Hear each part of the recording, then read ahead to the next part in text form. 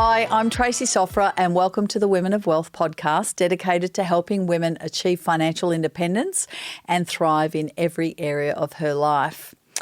It's not your fault is what I'm going to start by saying. It really isn't your fault. Money is a skill not taught. We were talking about this recently with my leadership team and, I really wanted to talk about this in this podcast by really calling it out. And there's a lot of things I'm going to call out in this podcast, but I did really want to share this because all of this is so pertinent at the moment. And I'm just going to say out aloud, it's not your fault because money is a skill not taught. So what is anyone to do if no one is teaching this stuff? What are you to do when all you have to go on is what you were taught at home? Yeah. So what really happens in the real world is we're all coming from different families with different financial DNAs. I speak about this all the time. Your DNA, what's your financial DNA? Basically means what sort of family do you come from? Was money revered? Was it abundant? Was it fantastic? Was it cruisy? Was it easy? Or were people with money evil? And you didn't want to be rich and you wanted to stay the battler and it was really tight and you were embarrassed you didn't have enough money, or were you somewhere in between? That's what I'm talking about when I'm talking about financial DNA. Where did you come from? Because all of us inherit this. We take it into our adult lives, business as usual, and away we go. And what happens? Most of the time, I've been doing this for 35 years, most people get smashed. What does that mean? Make all sorts of wrong decisions, don't understand money, don't have the skills to manage money, and they have a massive amount of preconceptions about how to make money, who has money, and all of it, can I just say, I'm just going to blow the lid on it today, is all wrong because there is no information out there about money and how to invest, and it's not your fault. I just want to make that plain and simple as I can. So when all you've got to go on is what you were taught at home, depending on what your financial DNA is, right? You know what I'm talking about there. It can be absolutely disastrous, the outcome. So no one really understands, first and foremost, money and how to use money. They don't understand investing and what that means. They don't really understand what goes on in the share market, and they don't really understand investing in property, and dare I say, they really don't understand and they really don't care about superannuation. Everybody talks, but no one really understands. I've been advising in this space for over 35 years and I've seen it and I see it all the time. It's called misinformation and it's dangerous and it's hurting a lot of people. It drives me crazy, to be quite honest, of what I see online, what I hear from people coming to get advice from myself, of what they've experienced or what they've been told. It is all misinformation. Who's to blame? Okay, well, if we're looking for a scapegoat and someone to blame, the media has a lot to answer for, without a doubt. Remember this, they're trying to sell stories, okay? And drama sells stories rather than the success stories. So the media has a lot to answer for, but what about the education system? Why isn't the education system teaching our young people about investing, about the share market, about investing in property? What about superannuation? They're all going to come into contact with superannuation at the very least, because in our country, in Australia, when you work, your employer must put in super guarantee contributions, currently sitting at 11.5% of your gross income, that's before tax, and as of the 1st of July 2025, it is going to 12%. It is critical that young people understand what super is, what the purpose of super is, that it's actually an investment and they should start taking serious note of it. So, here's another question. Are they trying to keep everyone in the dark? I'm not sure. Does it suit a hidden agenda? I don't know. But the only way to rise up above it all is to educate yourself financially and learn the skills of money. And the only way forward is to educate yourself and learn the skills of money, because if you do not, you will forever be a slave to the system.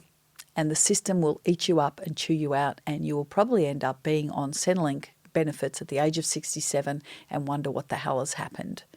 So it's not easy, I understand. There is no information. There is so much misinformation. And again, I'm going to say it, it's not your fault. With so much white noise out there, so many people on social media, I see it all the time, spruiking that they have the answer. I've got the answer for you. It's this. I've got the answer for you. It's that. If you buy my product, I'm going to solve all your problems. We're going to make you $1 million overnight. It is all absolute rubbish. It is simply to sell you something that they want to sell you so they can make money, and it doesn't put you in a better position, right? So, do you think your problems are solved by all of this sort of, flamboyant type promises? No, absolutely not. Be aware. I'm going to say this, be very, very aware, because nothing is achieved overnight. Nothing is achieved in an instant. Anything in life takes time, effort, energy, and money is no different to that. There is no get rich quick schemes. There is no making money overnight. It's tried and true methods. It is consistent. It is disciplined, and it is having your eye on the prize, and it is about personal responsibility for yourself and your money, and also the responsibility of educating yourself and understanding what needs to happen and making the right decisions. If you are clueless about money and investing in all of those things that I just mentioned, super, property, shares, learning the skills of money, if you're clueless about all of that, you are at a high risk of being scammed, pretty much. Yeah, you're going to believe someone that tells you the wrong thing and go down a pathway that can really, where you can end up in a devastating financial position that you potentially may never recover from, depending on your age. If you make bad financial decisions at the age of 50 or 60, I don't think you're going to have a lot of time to recover from that. So this is really, really important, and I want you to listen to me very, very carefully. What I want to share with you is that there is no one investment that's going to save you. It doesn't exist, yeah? And property, I'm afraid, is not for everyone. On Facebook, they're spruiking it at 100 miles an hour, and, they're selling it. And what happens when you're trying to sell something? Make sure you put yourself in that person's shoes. If you were trying to sell something, and if you were trying to sell property, what would you be bagging out? Super. What else would you be bagging out? Share market. Of course. Why wouldn't you? You're trying to sell property. But there's a place for each and every single one of them, and property is not the be it and end all. I say that because I love property myself. I have properties myself, but it is not the only pathway. And for people to go out there and spruik that it is the only way and that you should be afraid of the share market and that your super's not worth a pinch of, pinch of anything and that it's not going to get you there is an outright lie, because they're trying to sell you something. So be very, very aware, be very, very mindful. And unless you're educated about these concepts and these issues, how can you first and foremost create awareness, and then how can you secondly make the right decisions for yourself moving forward? You can't. So you have to financially educate yourself, and you have to be able to have the knowledge and the self-confidence to sit at the table and ask the right questions and make the right decisions and continue down that pathway for yourself and your future. Super is not evil, by the way, and the share market is not scary and risky. Yes, that's exactly what I said. It's not risky. Share market is not risky. What's risky is holding money in cash in a bank account for 10 years. That's risky.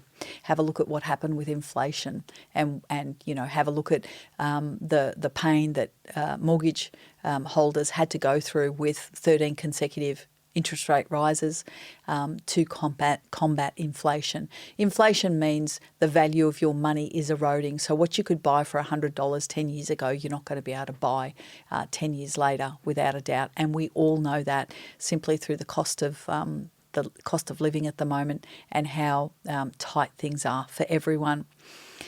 So who do you trust? I get it. I've thrown it out there. I've debunked it all. I've said it's not your fault because it's not your fault. But who do you trust? And this is what I see happen all of the time. Let me share this with you. You don't know who to trust. You don't know who to believe. So what do? You remain frozen, you get stuck, and you do nothing. And that's the worst position you can be in, because doing nothing means that nothing changes. Or you do quite the opposite, and you go with someone or something that you think is going to be the knight in shining armour and is going to save you, and it turns into the biggest mess you have ever experienced. And I've seen this and heard this time and time again with clients over the years. So it's hard, I get it, when you don't know who to trust and who to believe and what your next steps are, and the fact that you freeze and you literally don't do nothing. But I'm here to share with you that financial education, having the confidence and the clarity, and having the foundational knowledge of knowing what to ask, what to do, and what would be your next steps. And if you're unsure, to know what sort of questions to ask so you can clearly and confidently within your own mind know what the next step is for you. And if you don't, ask more questions, and you don't feel stupid and you don't feel like an idiot, and you know that you can sit at the table and do all of this for yourself. What does that take? How do you get to that place? Yeah. So I teach people the foundational skills. I'm not here to sell a product. I'm here to educate every single woman that will listen to me and my team at WOW of the basic foundational knowledge of what you need to know about these concepts, of what you need to understand about super. How does the share market work, and should you have money in the share market? How does the property market work? Why is it important to invest in property if you can, if certain criteria is on your side to do that? Should you be doing that? How to manage your money on a weekly, fortnightly, monthly basis. It is critical. If you don't know what's coming in and out of the household, how do you make financial decisions to invest if you don't know what you've got left to invest at the end of the pay cycle? How do you know any of these things? These are the skills that you need to know and educate yourself on to then go out and actually action them. And when action happens, confidence builds. You're going to get some wrong, you're going to get some right. Hopefully they're not big mistakes within the guidance of myself and my team at WOW.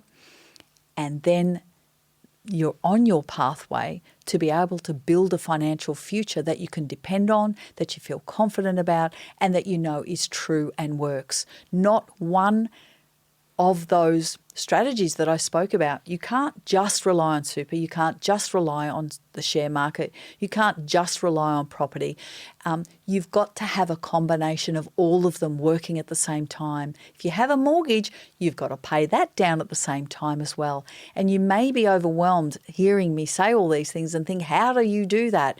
It's quite simple. It's called basic foundational knowledge. We teach this at WOW. This is what we teach, and this is the mission that we're on, is to empower every single woman to be able to make confident financial decisions that serve them and don't hinder them, and that allow them to cut through, can I say, the crap that's out there, and to be able to say, no, I don't think that's for me because it doesn't fit into the basic foundational knowledge that I know to be true, and I know the angle that this person's coming from, and I know it's not suited to me.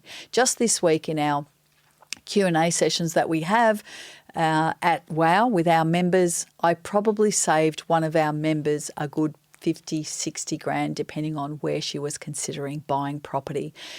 She was very serious about buying property. She was approached to go down this pathway by a particular Facebook ad, a particular group that's spruiking this is the only way and it's the saviour of all mankind and you should invest in property. And when we talked it through, she understood that it wasn't for her. Why wasn't it for her? Particularly given she didn't have the runway. Runway meaning you need at least 7 to 10, probably better 12 years to take advantage of that asset class being direct property.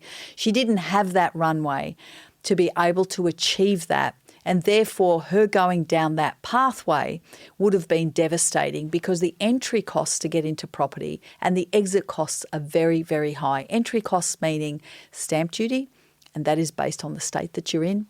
So you go to the SRO, State Revenue Office, .vic or .queensland or whatever. They usually have calculators in there. You put in the amount of the value of the home and it will tell you what the stamp duty is. So the biggest cost on entry, meaning when you purchase a property, is your stamp duty and your conveyancing. Conveyancing is generally around, say, $1,800, $2,000 max. And then when you want to sell, you've got to pay the agent's commissions, probably 2.2% of the gross value that you're selling it at, and again, conveyancing. Massive costs.